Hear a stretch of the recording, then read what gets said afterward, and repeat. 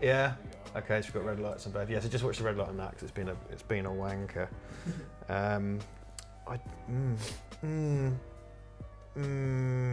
Interesting way to start. Don't call it a comeback. I've been here for years, rocking my peers and putting suckers in fear. Hello, welcome back to It Ain't Broke. It's an internet show on the YouTube that's on a largely quite unpopular YouTube channel. I'm Richard Jackson and I'm joined today by Ben Pierson from the Conversation Hat podcast. Hello, I'm Ben Pierson from the Conversation Hat podcast. He's also automatic. Isn't that good? I appeared on Conversation Hat a while back, didn't I?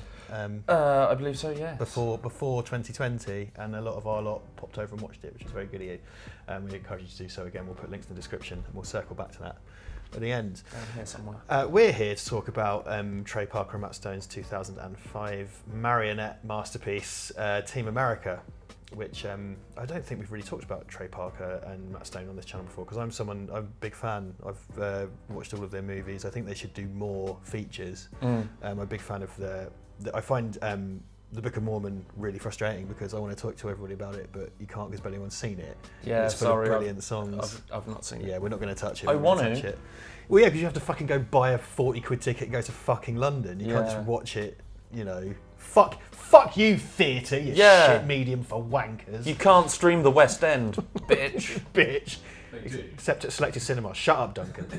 So, yeah, this was your suggestion when we were on the WhatsApp, talk about what we're going to talk about. So, yes. Talk to me about Team America. What brought you to this? I was going through my DVD shelf, seeing what I liked and had watched recently, and what I knew stuff about.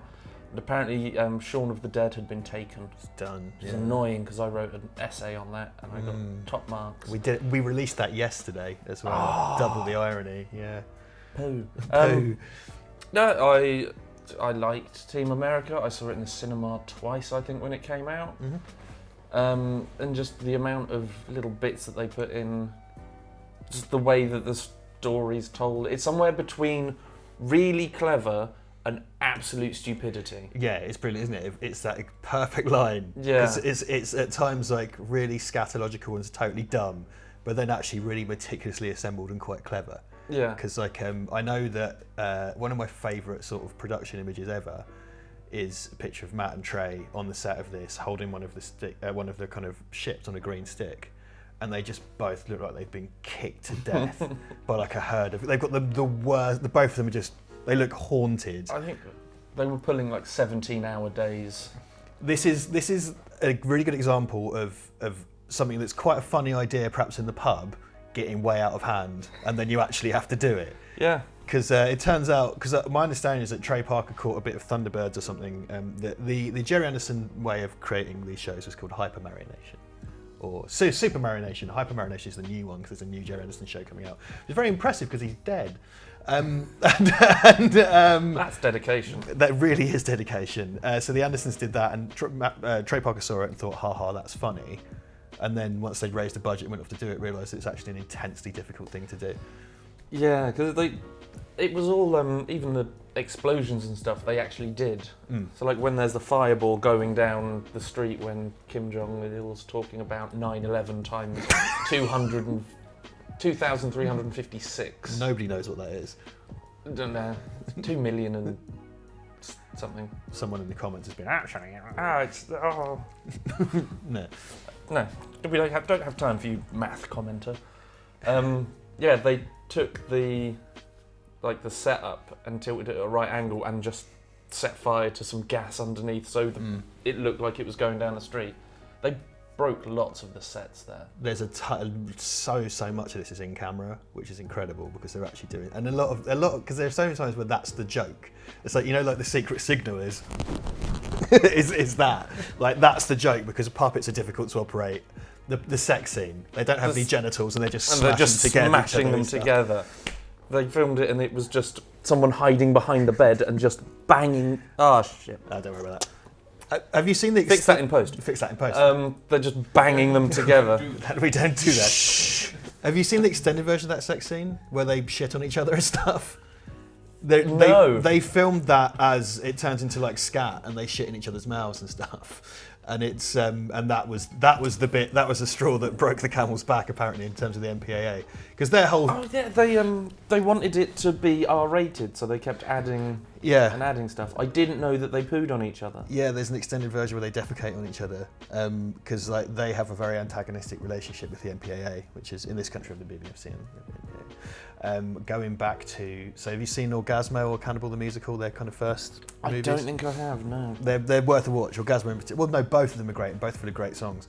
When they did those, which were independent, so Cannibal the Musical was released through Troma, and then Orgasmo, I can't remember, but it was an independent film, and they had this huge problem in that when they went to the MPAA, they just kind of went no.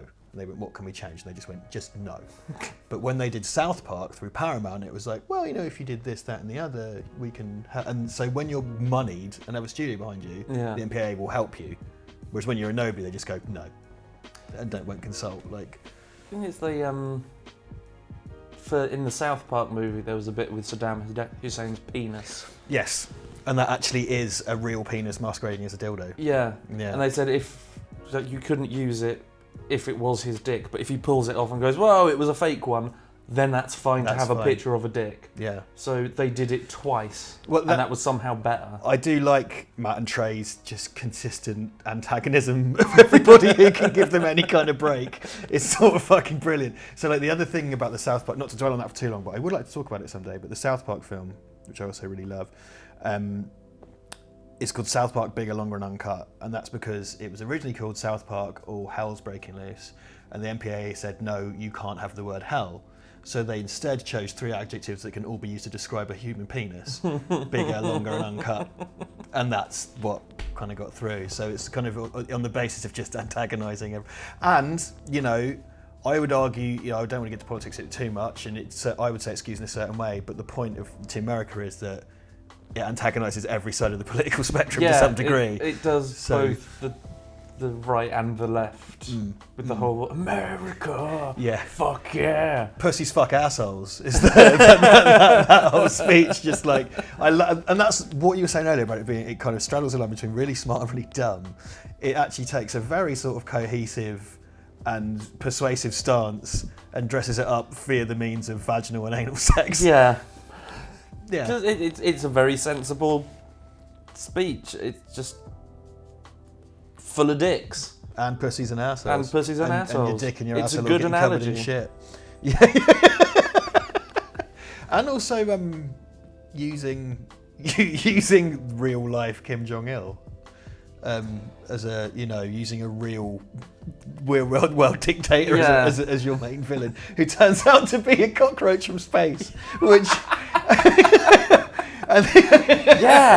but I always sort of forget that at the end, when he falls onto the guy's hat and dies, it's like that pith helmet, isn't it? Cockroach crawls out of his mouth. God damn it, Eric Bowen! And gets into a little spaceship. And also, what people, and the South Park film did a similar-ish thing.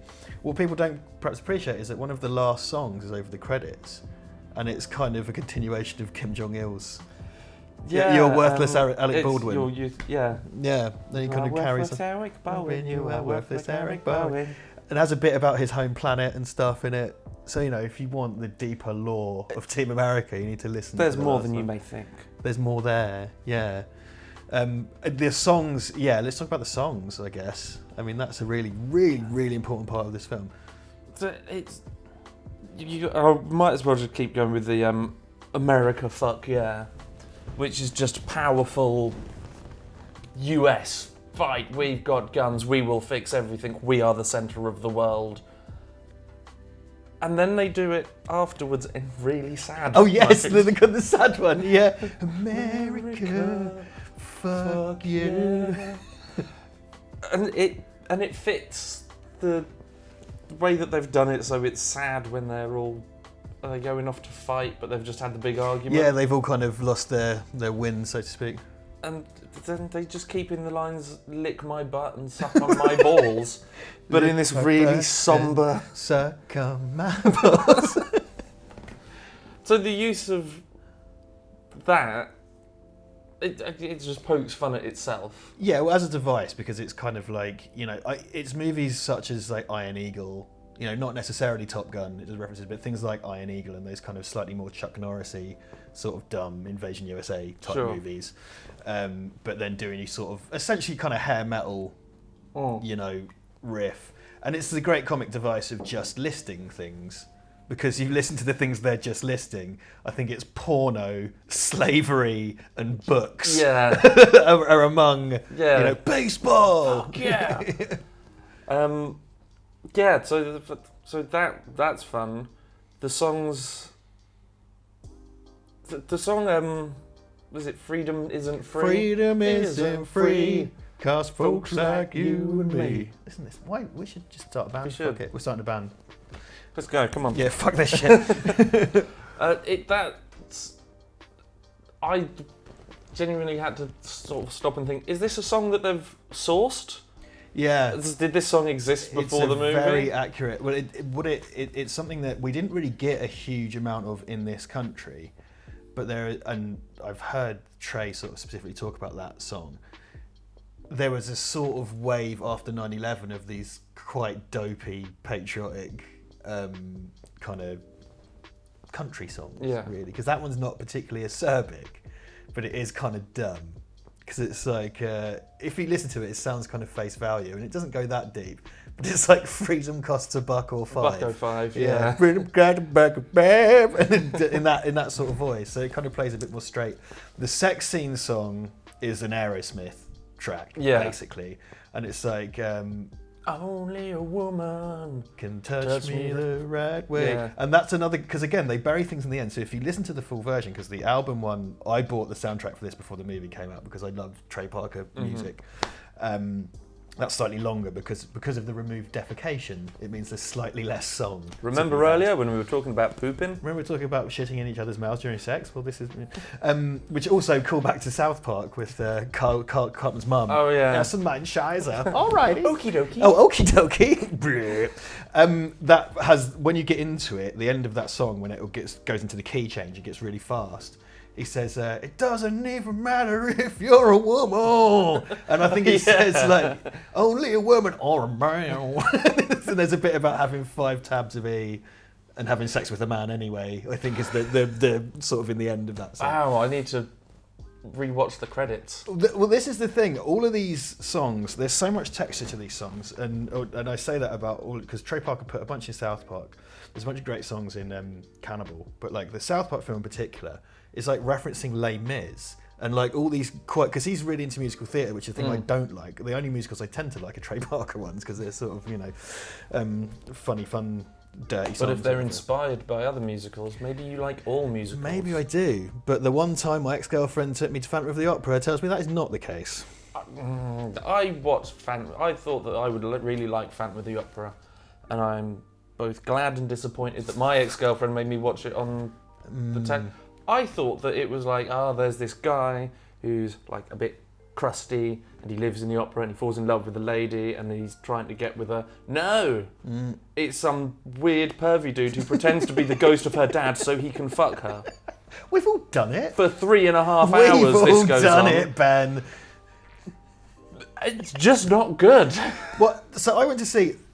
Brief tangent about musicals. I went to see Phantom of the Opera with my girlfriend. She was like, we'll go do it. And we did a thing with a hotel and a meal. So I got steak and I got fry up the next day, so whatever. But I had to go watch Phantom of the Opera. Here's what I liked Phantom of the Opera. I liked the big rotating set that was very spectacularly staged. I liked the bit when the chandelier goes boom. And I liked the bit of music goes dun, dun, dun, dun, dun, dun. But that's it. And it's 9 hours long. And it's those kind of Andrew Lloyd Webber musicals where even the kind of really boilerplate dialogue has to be sung. So it's kind of like, I am going over there to the cupboard. Why? The cupboard for the tea, the cupboard. It's just like, for fuck's sake, when does this end? When does it end? Brad Watson, friend of the show, is a big fan of Andrew Lloyd Webber because Brad Watson is wrong. And he won't be watching this, so it's fine. But anyway, cycling back to Team America, yeah, there are lots of very... Because musically as well, they're really spot on pastiches. We just lost a key light. Well, the key lights are fine, shut up. So nothing happened. Nothing happened. Everything's fine. Musically, something that he does, and you know, Matt's involved as well. Is they're not just parody songs. I mean, on a technical level, they're really spot on. Like Montage.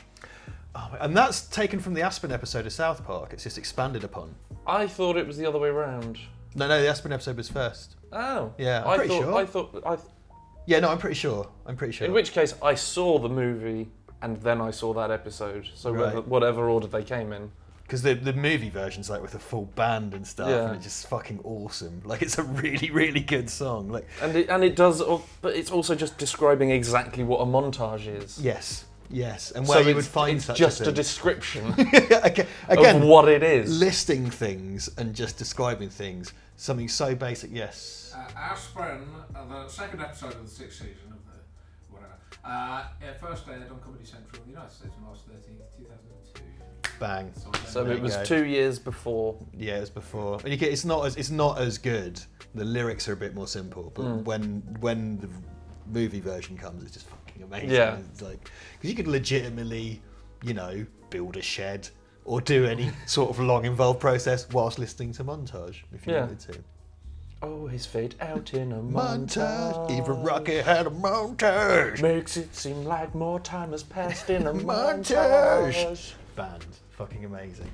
Are you aware of Trey and Matt's band DVDA? I know that they have one. I have not experienced. Right, there's not many more songs. So for example, like the version of Brian Boitano on the South Park album is a DVDA track, which is a much better version than the one in the film and stuff. DVDA stands for double vaginal, double anal, which is a mythical porno position that they kind of invented. There goes our ad-enabled episode. And there is a DVDA scene in Orgasmo is about a superhero that a Mormon porn star that becomes a superhero. This is the plot of Orgasmo. So Orgasmo has a song called Now You're a Man, which is very much in the vein of all the Team America songs. And it goes, now you're a man, man. Now you're a man, manny, man. It's fucking great. It's an amazing song. And this is very much continues, that vein of stuff. Also, the cinematographer for this film is Bill Pope.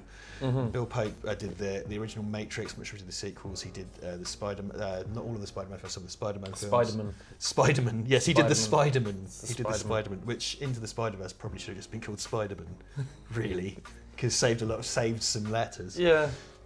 But they hired Bill Pope on the basis that Bill Pope, they didn't want someone who had experience shooting miniatures and puppets necessarily.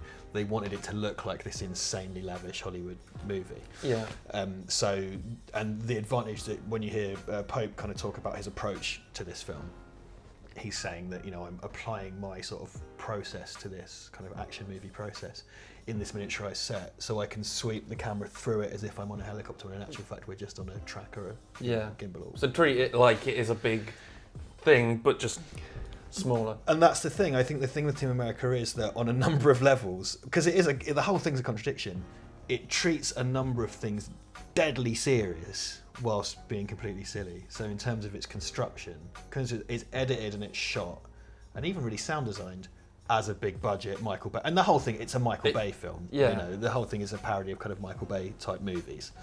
And it's on a technical level treated as such, which I think is what kind of works. It's amazingly done. It's beautifully shot, isn't it? Like I still remember when I saw it at the cinema, where it has just like Paris, France, and it's the really crudely painted backdrop, and then this shitty little puppet comes out and you go, Mon Dieu, sacre bleu!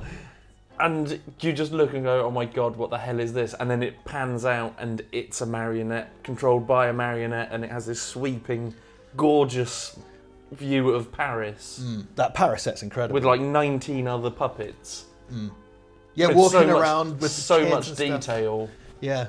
They're like, yeah, they put effort into this. They really couldn't guess. They really cared. It's essentially a pub joke that got out of hand because they had a horrible time, because it was like, ha, these puppet shows are done. And then, in actual fact, they're incredibly hard work. And it's a really specific, because I've never been particularly aware of how well the Jerry Anderson type stuff travelled. Because there's Joe 90, Captain Scarlet, Thunderbirds and the others.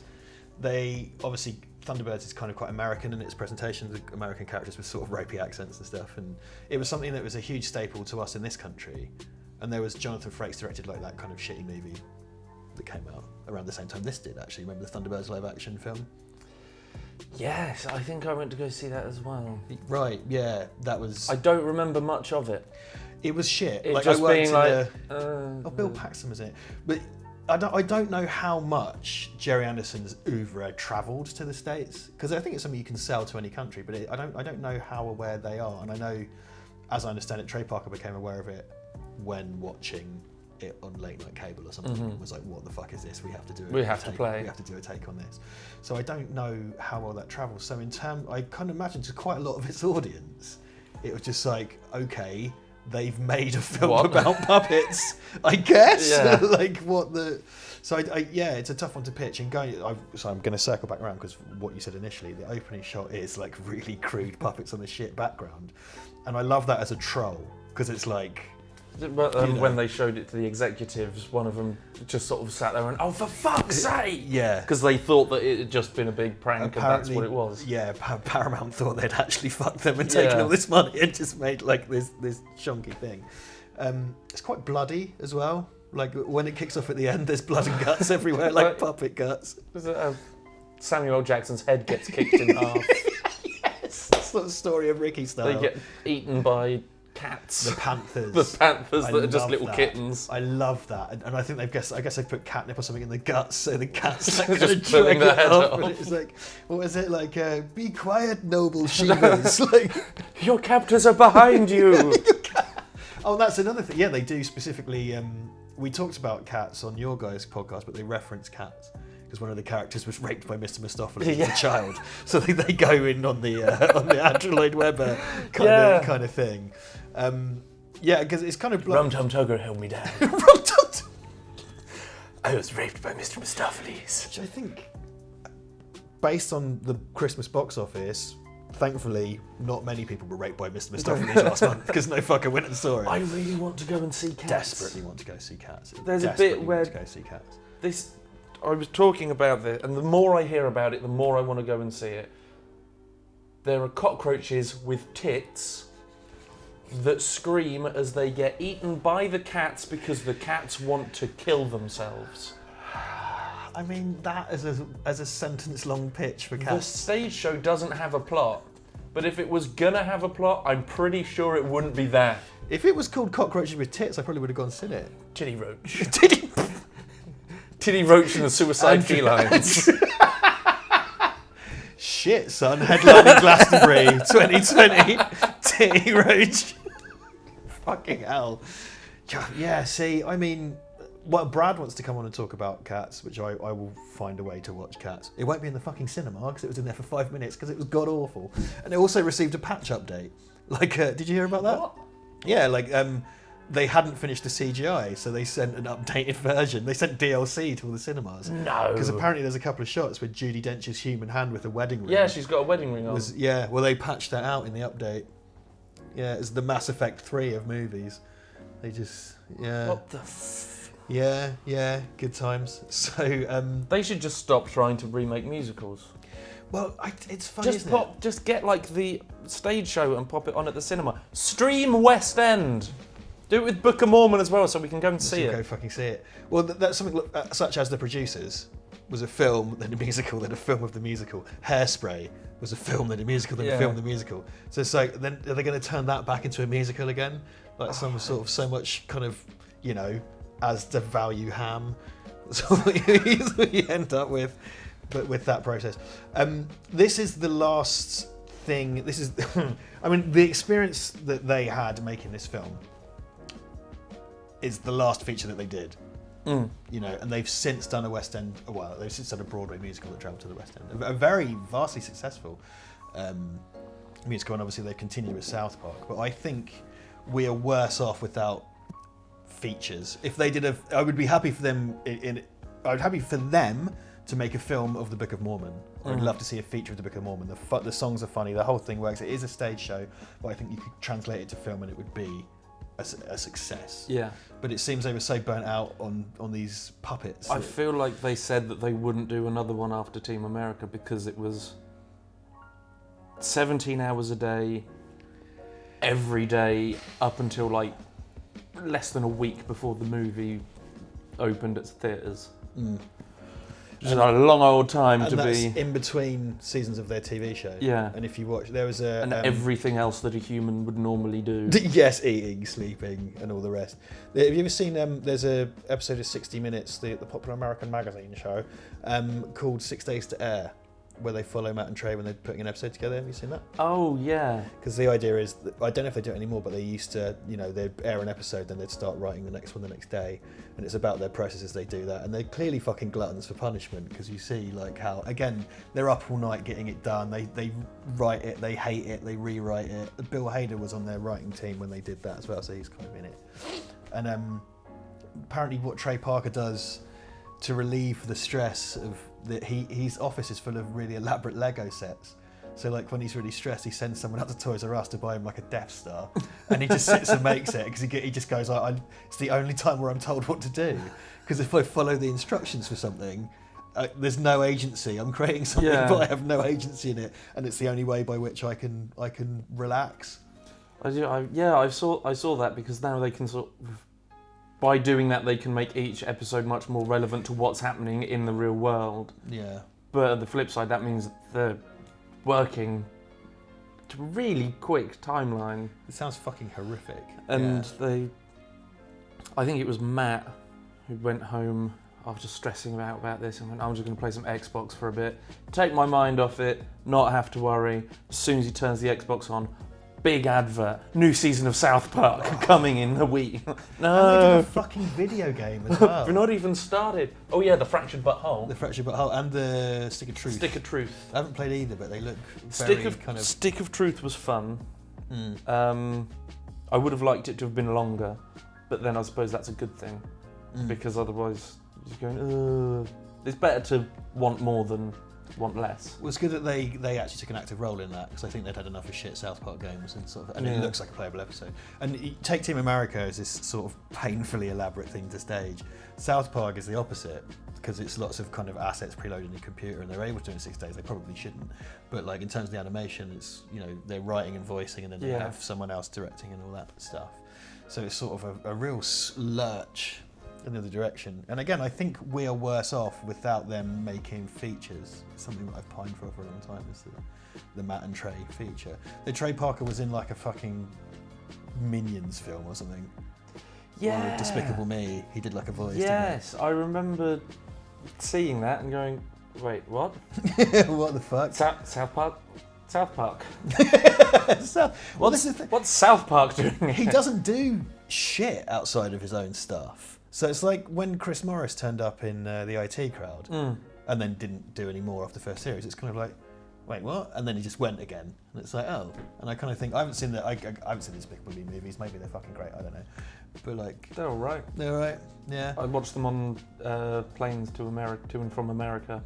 They had just all of the Despicable Me movies.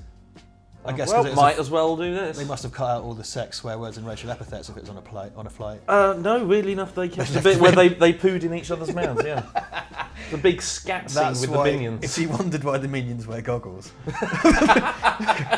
when you have eyes that big, conjunctivitis is a real risk. You just go wear your PPE. You got to protect people. them. Wear your PPE. I can't stress that enough. Well, I think. That was very tangenty and quite about musicals, but I think we've sort of shot the shit out of Team America World Police. Yeah, it's we have shot the shit, and thank God we were wearing our goggles. Once the camera goes off, we're going to get the plastic sheeting down, and we're going to. That's why I've got laminate floor. So, Team America World Police, you've probably all seen it, but I would say go check it out if you can. It's widely available. And if you can see Book of Mormon, it's a pain in the arse, but it is worth it, really great. So, Conversation Hat Podcast, where can we find you? You can find us on our Facebook page just by searching for Conversation Hat Podcast. I think we have a Twitter somewhere. You do. You can listen on iTunes, SoundCloud, Podbean, pretty much any of the podcast things. We're on there. Go, listen. It's as tangential as this. Yes. you can do that. And some of you already did, I understand, so good for you. In terms of the shit we do, we're on Patreon, so if you want to throw some money at this, and please do that. We're also on Twitter and Facebook and all the other Bebo, Habbo Hotel, MySpace, all there in the description if we could be bothered to update it. Why not pop in and say hello, leave a like, leave a dislike, be nice, be rude. Google doesn't differentiate, it's all engagement, and that's all that matters, the numbers. Goodbye. Support your 7th or 8th favourite YouTube channel by buying crap, tat, junk, hogwash and filth at redbubble.com/people/Val Verde Shop.